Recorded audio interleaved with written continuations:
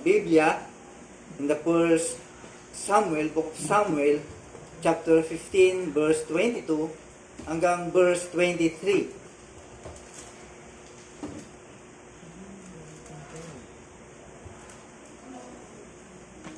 Right.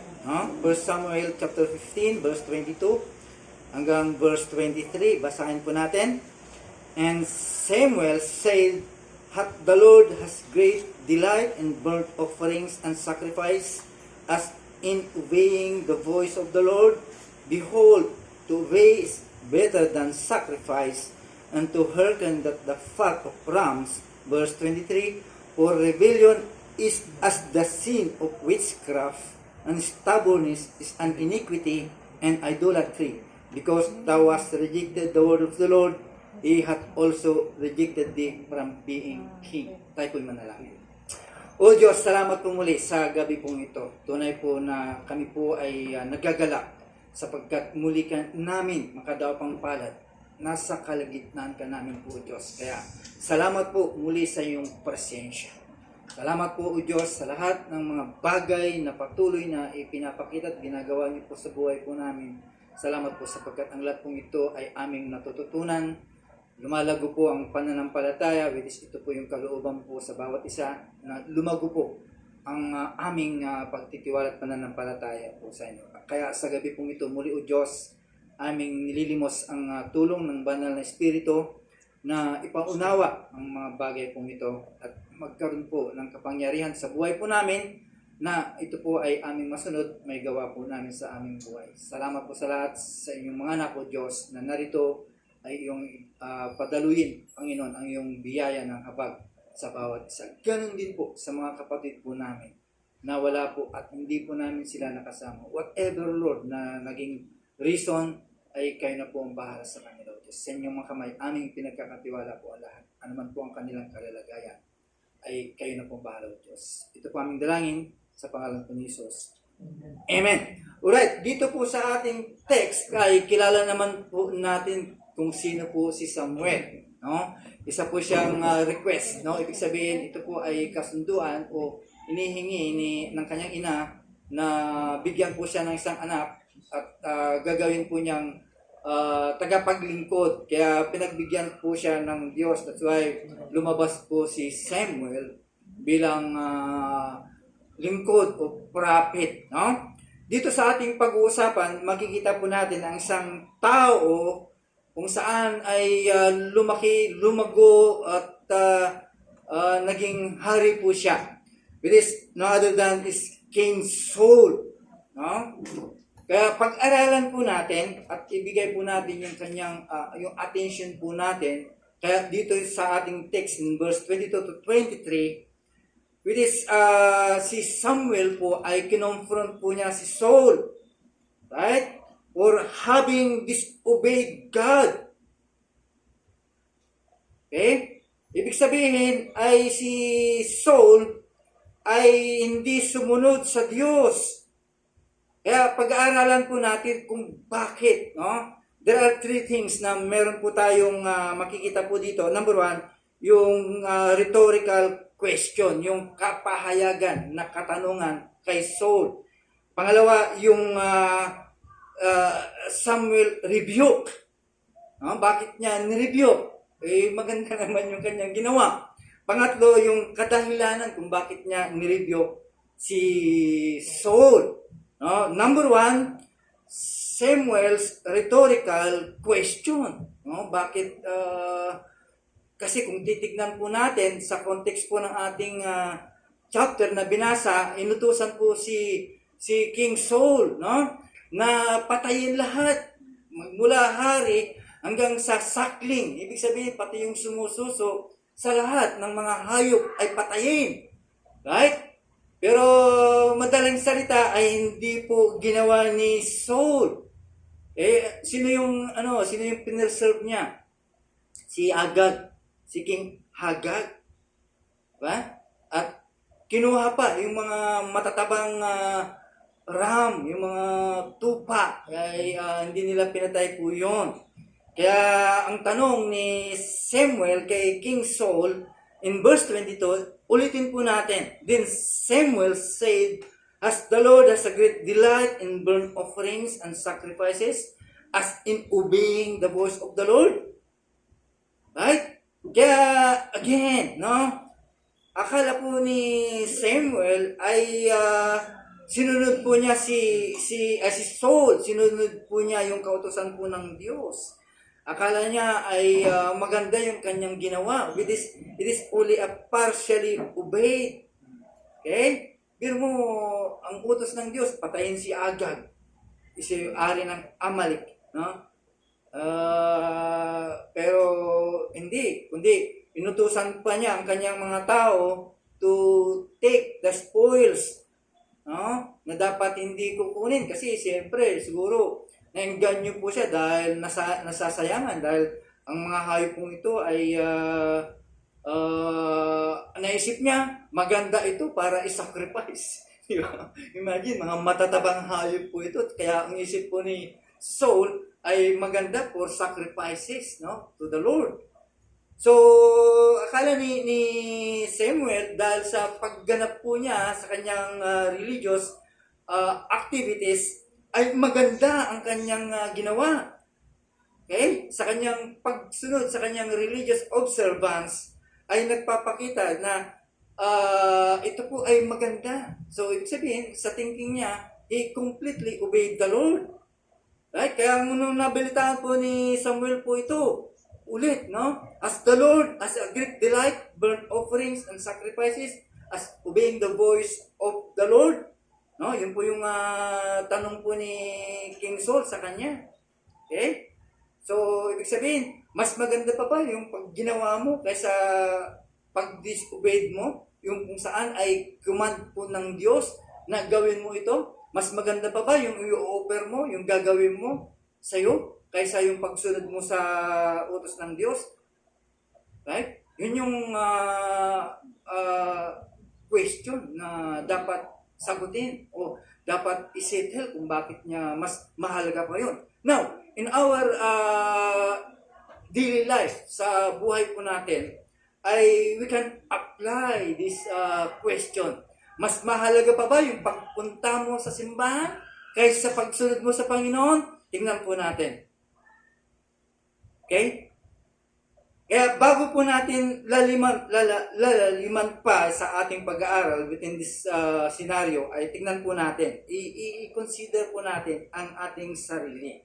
At tanggapin po natin yung a similar question in our life, no, sa ating buhay. Example, mas maganda ba o na pwede po nating i-make up yung hindi pagsunod sa Diyos?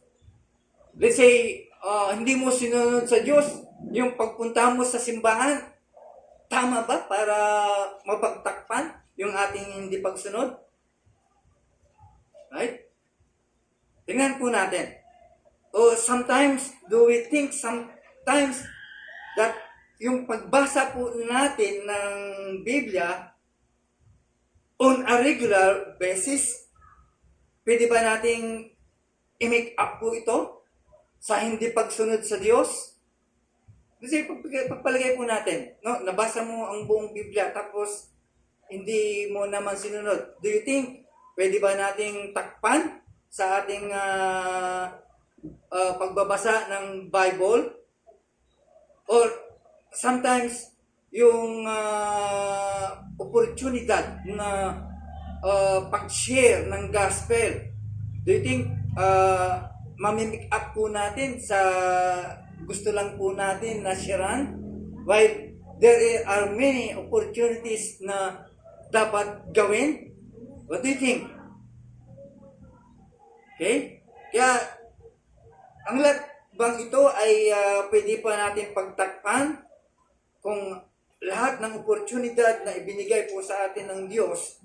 Do we think na ang mga bagay pong ito ay mas mahalaga pa sa pagsunod sa ating Panginoon? Okay?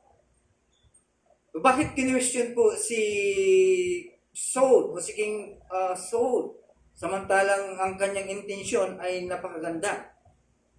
Okay? Maaring sa atin, yung partial obedience. Do you think ito po ay tama o kasalanan? Tingnan po natin kung ano po ang sinasabi po ng ating pinag-aaralan. Sometimes, trap po sa atin po ito, no? Katulad po sa ginawa po ni King Saul. Nakakala po natin, yung partial obedience ay it is a complete obedience. No, this is a sin. Mamaya makikita po natin kung bakit, ano po ang sinasabi po nito. So, kapag ganoon, ang iniisip po natin ay hindi po mahalaga, no? Si King Saul, hindi mahalaga po sa kanya. Yung totally command ng Diyos, which is partial lang ang kanyang sinunod, akala niya, which is meron siyang good intention to sacrifice yung mga bagay na na-spoil po nila, yung mga na-loot po nila. Kaya maganda po ang intention po niya. Okay? So, let's consider, no, yung question about Samuel. Now, tingnan po natin, balikan po natin si Samuel. Kung ano po ang sagot po dito. Kung bakit ni-review po siya ni ni Prophet Samuel. Number 2, Samuel's review. Makikita po natin in verse 22, no, as in our text. Okay. Sabi po ng 1 Samuel chapter 15 verse 22, behold, to obey is better than sacrifice, and to heed than the fat of rams. No? Siyempre, kay Saul ay maganda po yung intention po niya. Pero there's only one answer in Samuel's question, no? Kung saan ay makikita po natin. Ano yung sagot? Of course, obedience is better than sacrifice. Listening to God is better than anything, any sacrifice. Wala nang ibang pwedeng pumalit po dyan. Diba? Yung heartfelt obedience, yung taos-puso mong pagsunod, wala nang ibang makakapag papalit pa dyan. Wala nang mas higit pa dyan. Yung pagsunod. Okay? Kaya lang, ang nakakalungkot sa ating kapanahunan, sa panahon po natin, ay hindi na kailangan yung complete obedience. No? Basta sumunod, okay na yun sa kanila. Kaya maraming mga professing Christians kung saan ay ginagawang ano po ito, parang lisensya lang. Dahil ang isang matinong Kristiyano, kapag alam niyang ligtas, okay, alam mo na ikaw ay hindi na mapapahamak, hindi na babawiin sa iyong kaligtasan, sometimes ginagamit nila po ito. Right? Para lang tanganan na meron po silang doktrina ng eternal security. So, madaling salita, yung obedience, yung pagsunod ay baliwala na lang. It's not very important. Di ba? Sometimes ganun po ang isip po natin. Well, total, secure na ako. So, what is the reason para sumunod pa ako? Maaring sunod lang ako, partial lang. Okay? Yun po yung isip po ngayon ng karamihan. Okay? Na meron silang insurance. So, ibig sabihin, kapag isang Kristiyano, ganun po ang thinking po niya, so you can live what you want. Okay? You can live as you please. Diba?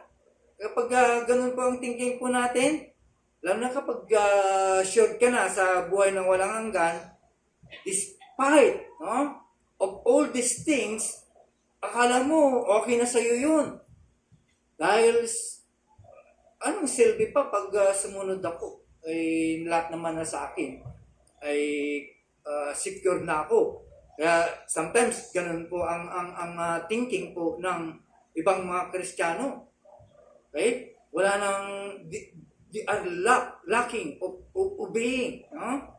Ito po yung concern ngayon na ayaw nang sumunod ang mga Kristiyano. Believe as they want. Diba? Parang solo. Ibig sabihin, parang nag-iisa ka na lang. Gusto ko ito eh. Bahala na. Ganito, gagawin ko ang gusto ko. So, ibig sabihin, yung importansya ng pagsunod ay wala na po sa kanila. Kaya nga sabihin po ni A.W. Tozer, ito po yung kanyang statement, to escape the error of salvation by works, we have fallen into the opposite error of salvation without obedience. Nakatakas nga tayo sa salvation by works, pero napunta naman po tayo salvation by not obedient o hindi tayo sumusunod. Di ba? Yun po ngayon ang trending. Dahil siyempre, kung titignan po natin, bakit nga naman? Pero tandaan po natin, yung sinulat po ni Paul. But listen to Paul. In Romans chapter 6, verse 15 to 19. Okay, pakibasa. Medyo Brother Joshua Dumondon.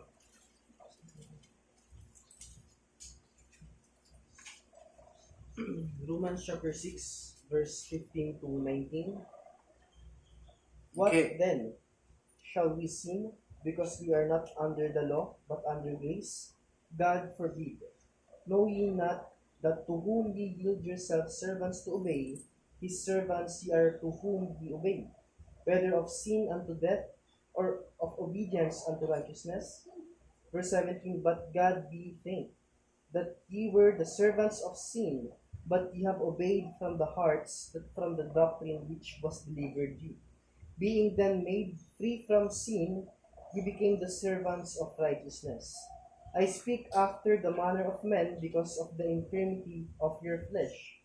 For as ye have yielded your members servants to uncleanness, and to iniquity unto iniquity, even so now yield your members servants to righteousness unto holiness. Alright, pero tignan po natin mga kapatid, nung si Kristo po ay kinuha po niya yung burden, yung guilt, yung bigat ng ating kasalanan at ipinatong niya sa kanyang shoulder at pinalitan niya ito dapat ng yoke of obedience. Right? So, dapat we must remember, yung obedience, yung yoke na ibinigay po sa atin ng Panginoon ay kaaya-aya po yun. So, how come na hindi po natin masunod yung kanyang command? Right? Wala namang mabigat po doon. Kaya, the moment that Christ, ay kinuha po niya yung guilt ng yung bigat ng iyong kasalanan, ibig sabihin, mayroong ipinalit sa iyo. Yun yung yoke of obedience. Dapat po ay makita po natin. Dapat ay masinag po natin. At tandaan po natin, ito yung kasiguruhan para sa lahat na dapat po nating intindihin at alalahanin. Tandaan po natin, if you follow Jesus in obedience, you gain assurance. Kapag sinunod mo ang ating Panginoon, magkakaroon ka ng tamang assurance sa buhay. Di ba? Kaya nga yung yoke, ay hindi po yun, bigat po yun, kundi kaaya-aya po yun. Kaya nga niya, ino-offer po sa atin po yun. Kaya tingnan po natin ulit, in 1 John chapter 2, verse 3 and 5. Pakibasa, brother, Marvin. 1 John chapter 2 verse 3. 1 John chapter 2 verse 3 to 5. 3 to 5, yeah. And by this we know that we have come to know him, to keep his commandments. Whoever says, I know him, but does not keep his commandments is a liar, and the truth is not in him. But whoever keeps his word in him, truly the love of God is perfected. By this we may know that we are in him. Alright, what do you think about the obedience? Ha? Isa pong malaking bagay po para sa atin. Obedience is really the best very thing para sa atin. No? Pinakamaganda po para sa isang Kristiyano, yung pagsunod. Diba? Dapat ito po yung magbigay po sa atin ng motivasyon o motivation para sundin ang ating Panginoong Hesus. Dahil alam po natin, maganda pala pag ako'y sumusunod. Diba? Maganda pala. Di ba? Wala namang napapahamak kapag ikaw ay sumusunod. Ibig sabihin, lahat ng mga command ng Diyos. Okay? Kaya nga, tandaan po natin kung bakit nirebuke po niya si Saul. Bakit? Bakit napakahalaga? Yung pag-rebuke po ni Samuel kay Saul. Anong meron po doon? Tingnan po natin. Ano yung negative reason na meron po doon? Okay? Ano ang makikita po natin po dito? Yung mga yung masama na mangyayari kapag hindi po tayo sumunod. Bakit napakahalaga? Bakit kailangan pa niyang i-review? Samantalang success naman yung kanilang ginawa. Okay? Kung titignan po natin, mahabagin pa si Samuel dahil nispare niya yung buhay ng hari. Pero yung buhay ng mga dumididip, hindi niya pinatay lahat. Kung titibagan po natin, di ba? Pero tingnan po natin kung bakit, anong kadahilanan? Bakit napakahalaga yung rebuke na binigay po ni Samuel kay King Saul? Now, tignan po natin yung reason. Okay? Bakit yung complete obedience is better than sacrifice? Ibig sabihin, yung mga bagay na ginagawa po natin, it's tama naman. Kung hindi lang tayo sumunod din sa Diyos, baliwala lahat po yun. Right? Tingnan po natin. In verse 23, these are the reason. In verse 23, balikan po natin. Pakibasa.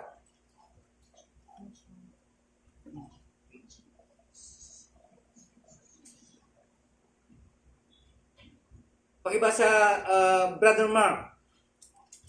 In verse 23, sa ating text. 1 Samuel chapter 15 verse 23. For rebellion is as the sin of witchcraft, and stubbornness is as iniquity and idolatry. Because thou hast rejected the word of the Lord, he hath also rejected thee from being king. Right, no? Dito makikita po natin the clear, no? That partial obedience with is really disobedience. Okay? Wala, no? Kasi hindi mo naman talaga sinunod. So, ibig sabihin, disobedience pa rin po yun. Alam nyo, ito yung worst kind of sin. Ito yung pinaka-worst kind of sin. Why? Because yung source po nito, number one, is rebellion. Okay? Rebellion. Ibig sabihin, nagre-rebelde ka sa Diyos. Kapag hindi mo sinunod ang Diyos, nagre-rebelde ka. Ayaw mo. Galit ka sa Diyos. Kaya ayaw mong sundin. Diba? Yun yung source po nun. Kapag there is a partial obedience. Tatlo po ito. Pangalawa, stubbornness. Ano ba sa Tagalog ang stubbornness?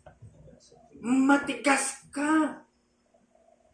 Matigas ang ulo mo bilang isang Kristiyano. Ayaw mo magpatama sa salita ng Diyos. At pangatlo, yun yung pinakamasakit sa lahat. You reject the word of God. Ayaw mong sundin. Mas gusto mo ang iyong sarili. Mas gusto mo, ikaw ang masunod. Yun yung result ng partial disobedience. Right, so, ibig sabihin, disobedience is rebellion against God, no, as the source of wisdom for our lives. Ibig sabihin, ayaw mong pakinggan. No? Yung command ng Diyos kung saan ay ito po ang nagbibigay po sa atin to live skillfully, no? Para mamuhay po tayo bilang isang Kristiyano na magtalino. Dito tayo humuhugot sa salita ng Diyos Kung susundin mo lahat po ito, what do you think? Mapapariwara ka? Hindi. Kundi magiging maganda ang kalalagayan mo as we study kanina umaga. Ito yung source, yung salita po ng Diyos. Nandito lang ng wisdom para sa buhay po natin. Kung hindi mo sunod, kung ayaw mo bilang isang Kristiyano, mapapariwara ang buhay. Alam mong ligtas ka. Pero siyempre, alam naman po natin ang magiging consequences ng isang disobedient child. Right? Pinaparusahan. Okay. Again, in verse 23, ano sabi po doon? For rebellion is a sin, is as the sin of witchcraft. Bakit binanggit pa dito ang witchcraft? Witchcraft means divination, or prediction, the survey of future events. So ibig sabihin, if you practice these things, ibig sabihin, you are practicing such as seeking communicate with the dead. Lahat na. Ibig sabihin, mas gusto mo pa ang kausapin? Let's say, sa isang tao, doon ka ba hihingi ng consultation? Sa kapwa mo tao, with this, hindi mo naman alam kung yung sasabihin niya is against or para sa'yo or whatever. Diba? Hindi tayo nakakasiguro. Dahil yung nagbigay sa atin ng anumang opinion ay hindi man naman natin alam kung talagang galing din sa kanya o baka nila sa sitwasyon. Pero mas higit pa doon. No? Ibig sabihin, kapag nag-rebelde ka, with this, again, it is a sin. No? It is a forbidden by God.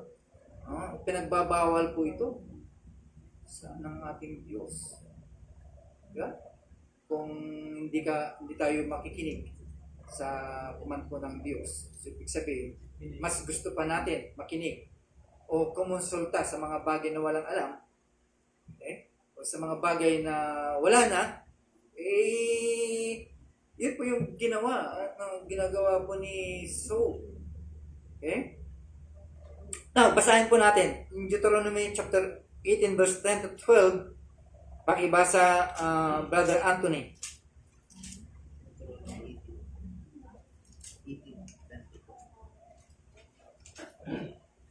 Deuteronomy 18:12. For all that do these things are an abomination unto the Lord. And because of these abominations, the Lord thy God doth drive them out from before thee. Okay, no? Yung tignan niyo yung magiging resulta po nito. Kaya nga inalisan ng pagiging hari si King Saul. So, madaling salita, Saul partial obedience was really rebellion against God. As the true source of wisdom, such partial obedience, which does not see complete obedience to God as an important, actually rejects God's wisdom and Christ. No? Totally, you reject God. Inaayawan mo, yung salita ng Diyos. Ibig sabihin, yung prinsipyo ng salita ng Diyos. Nire-reject po natin, kung saan ay alam po natin na dito po nanggagaling ang lahat ng katalinuhan, ng wisdom na dapat po natin kailangan ng isang Kristiyano. So, ibig sabihin, mas magaling ka pa. You know better. Pag hindi mo sinunod ng Diyos, mas magaling ka pa. Okay? Sa Diyos. Other than God. God is the source of all things, no? Na kailangan po natin. Kaya lang, nakakalungkot ay si Saul, pagkatapos nun, ay literally, si King Saul ay talagang perinaktis na yung divination.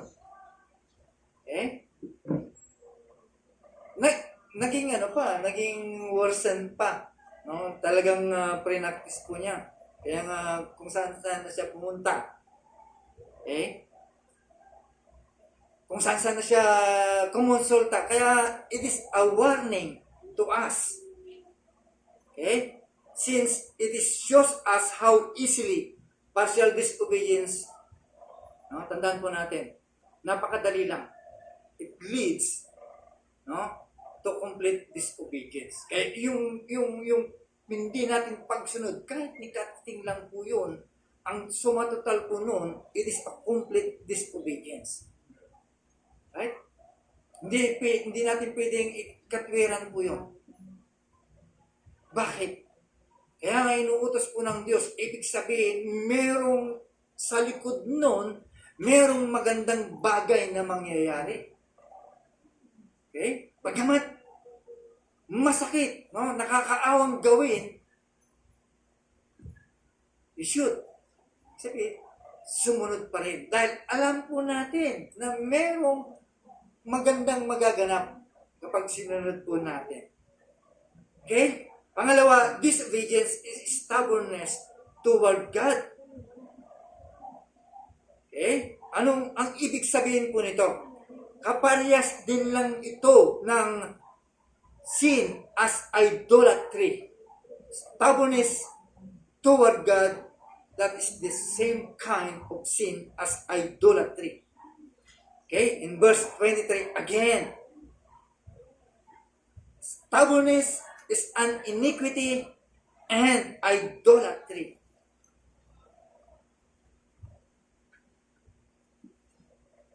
Okay? Ang sabi po ni John Piper, as described, no? Itong verse 23, yung kanyang description. Okay?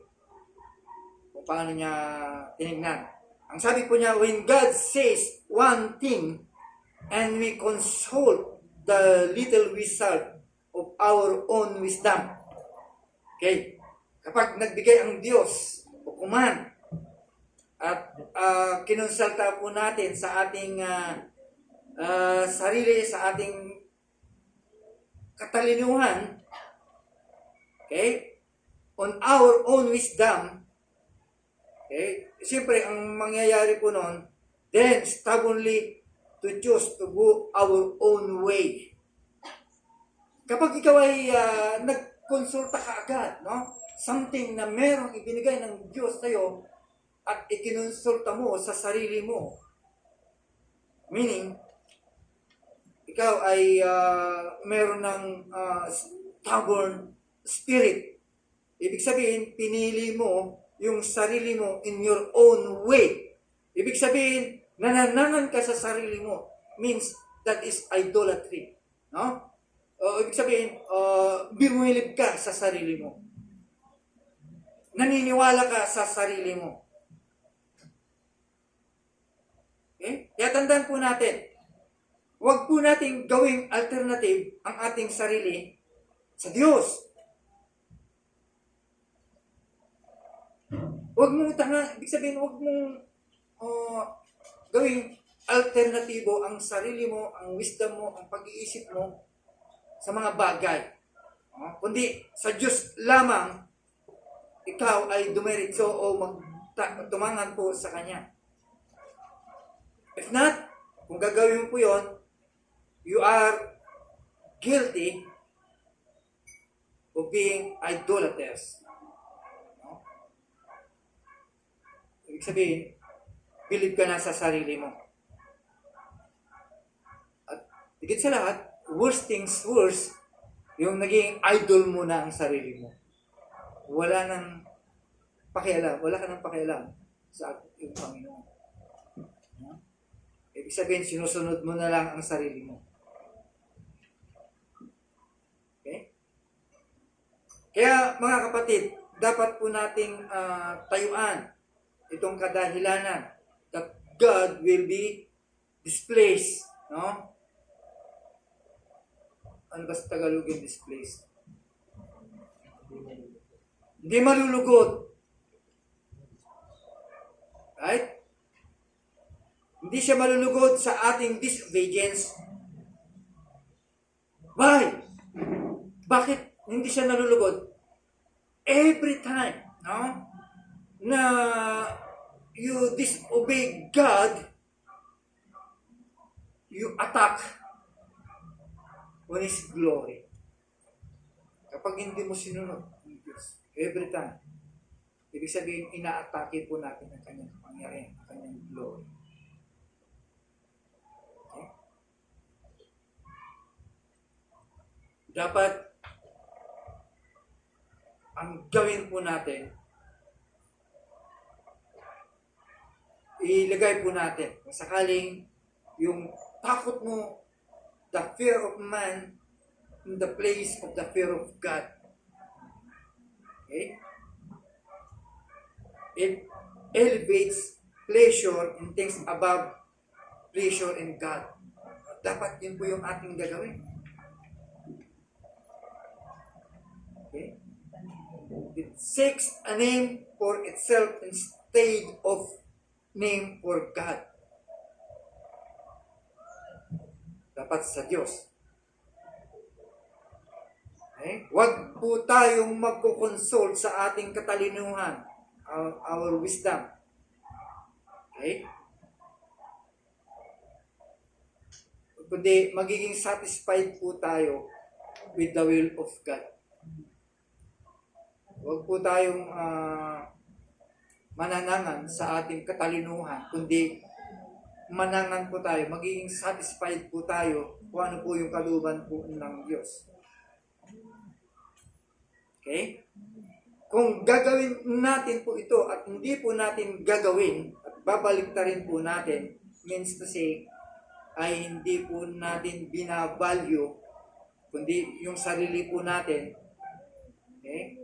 Ibig sabihin, we are dethroning, no? Dinithrone po natin ang trono ng Diyos. Okay? Ibig sabihin, mga bagay na ginagawa po natin without any consulting God, hindi natin ipinagkakatiwala. Ibig sabihin, dinidethrone po natin ang Diyos by allegiance of something. Di ba? Kasi, ibig sabihin, wala kang tiwala sa Diyos. Bakit ka lumapit dyan? Bakit ka pumunta doon? Okay?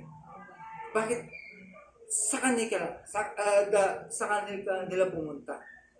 Okay? Ibig sabihin, mas nagtitiwala ka pa sa human will. Okay? Kaya mga kapatid, this is the nature of the sin committed by Saul. Kaya nirebuke po siya. Ito yung likas na naging kasalanan at nakumit po ni Saul. Okay? Ito yung likas ng lahat ng kasalanan that ignores the command of the Lord. Okay? Ito ang mangyayari kapag nagkaroon po tayo ng partial obedience. Pangatlo, disobedience is a rejection of God's word.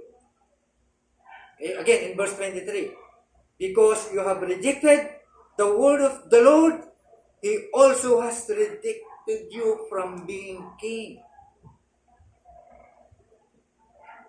Right? Yung utos kasi, no? Kaya sabi ni Saul, no?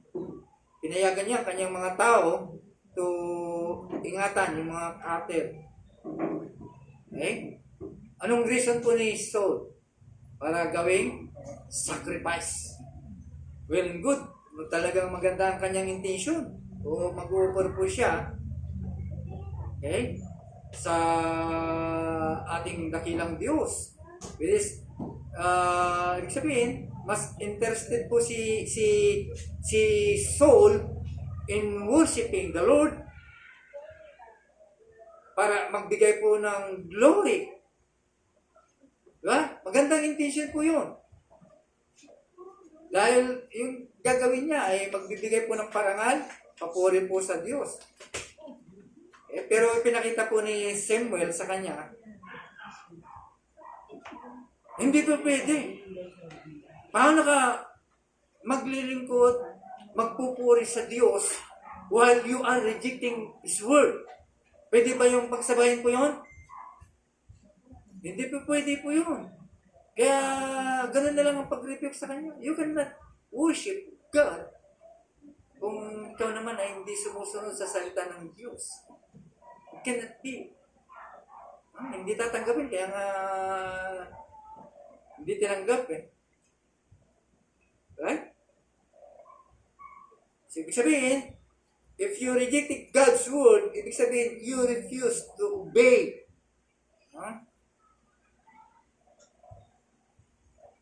Ano nangyari? He was rejected as a servant of God. Okay? Kaya tandaan po natin, any opportunity na meron kay Paul, kay Saul, ay inisip niya, it is good for God na kung ito ay nabaliwala because of disobedience. So, ibig sabihin, lahat pala ng ginagawa po natin, baliwala. Come Sunday, every Sunday, worship, lahat na yun, nakakala mo ay nakapagbibigay ng glory sa Diyos, baliwala lang pala yun. In a single disobedience, in a partial obedience, ay hindi pala nakakalugod sa ating Panginoon. Okay? Kaya ganun na lang po ang pag-disobey po ng... Okay? Now, can we apply these things? Sabihin,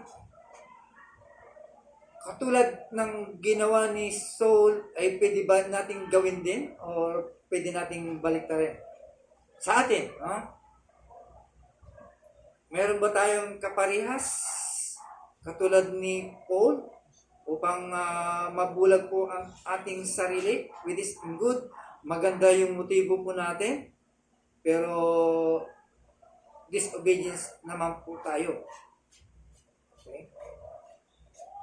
Kung hindi naman tayo sumusunod.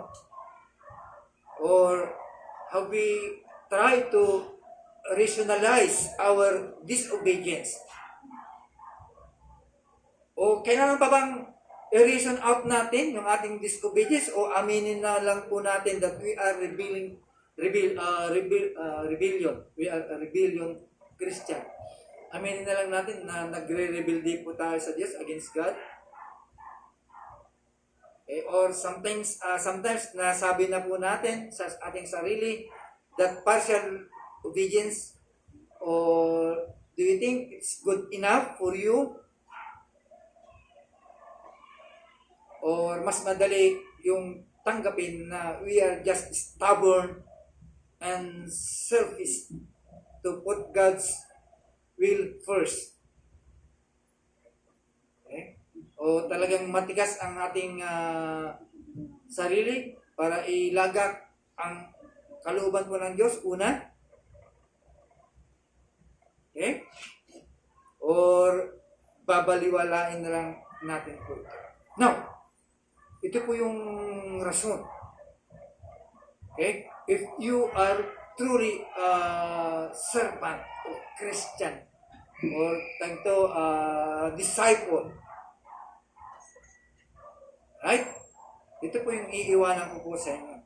Sabi ng Panginoon, paraphrase, if you call me master and obey it not, and obey me not, tinawag mo kong master, hindi mo naman ako susundin. Diba? You call me light and see me not. Tinawag ko ang ilaw, di mo naman ako na makita. You call me way and walk me not. Right? You call me life and desire me not. You call me wise and follow me not. You call me fair and love me not.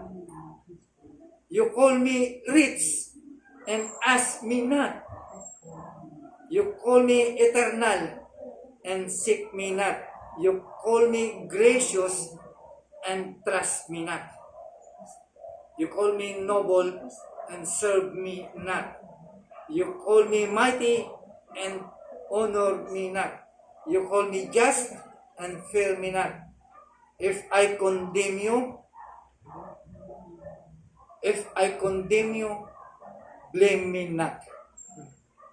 Right? So mga kapatid, dapat ma-resolve po tayo sa ganitong klase.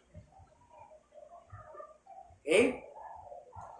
To obey God more completely and to refuse to rationalize away our disobedience, and those fail to see it for that what it really is. Okay? An affront to God, a rejection of His loving sovereign will in favor of our own stubborn, sinful desire. What do you think? Bilang isang Kristiyano. Tandaan po natin, ito po yung magiging ano po natin. We cannot truly worship the Lord apart from heeding His word. Yun po yung katotohanan. You cannot truly give your praise, your higher worship, higher praise, kung hindi mo itinatago sa puso mo ang kanyang salita. Hindi mo pwedeng ibigay.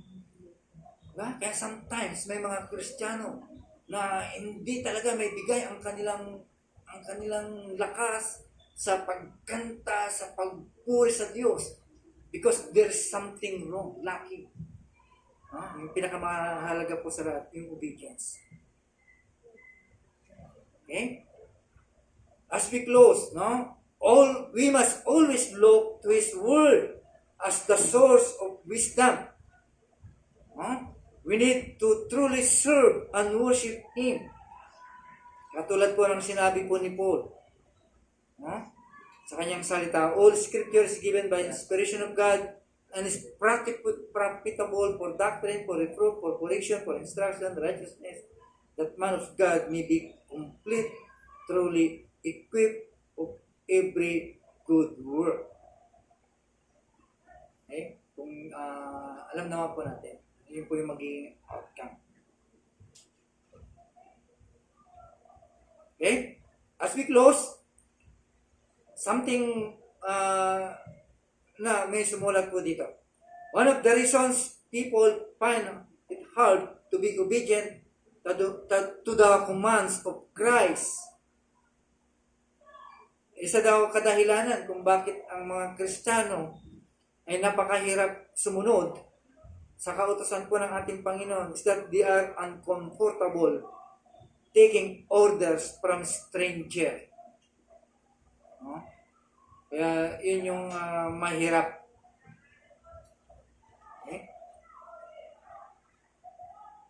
Okay, ang katotohanan po talaga ay lahat po tayo ay we are continually struggle. Yun po yung totoo. Why? What's the reason? Kung bakit nagkakaroon po tayo ng struggle? The answer is yung ating relasyon sa ating Panginoon. It may be malayo ka sa Lord. Okay? Malapit ka man sa Lord, pero hindi mo rin siya binibigyan ng importansya. We have to check our relationship. Pwedeng madali lang sabihin po yun na meron akong relasyon sa Panginoon. Diba? Madali lang sabihin po yun. Okay? We have to check our relationship to Christ. Maaaring ito po ay napakalayo po natin sa Kanya. Maaaring pupunta ka dito sa simbahan pero ang layo-layo mo sa Panginoon. Kaya, last verse, no, in chapter 15.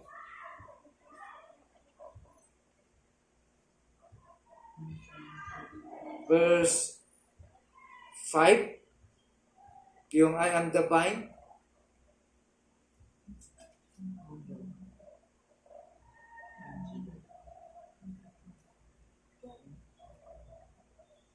Okay?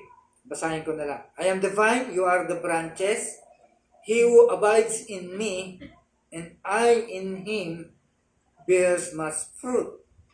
For without me, you cannot do anything. You can do anything.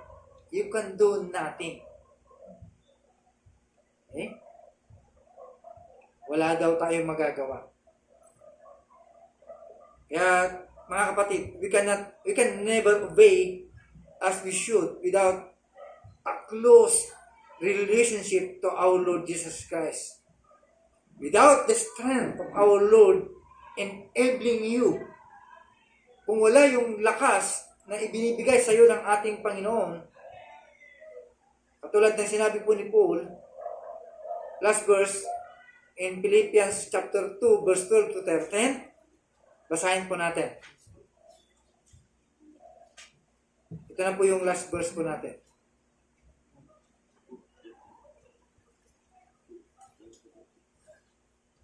Okay? Chapter 2, verse 12 to 13, Philippians. Sabi po dito, therefore, my beloved, as you always obeyed, not as in my presence only, but now much more in my absence, work out your own salvation with fear and trembling. For it is God who works in you both to will and to do for His good pleasure. Tabi naman.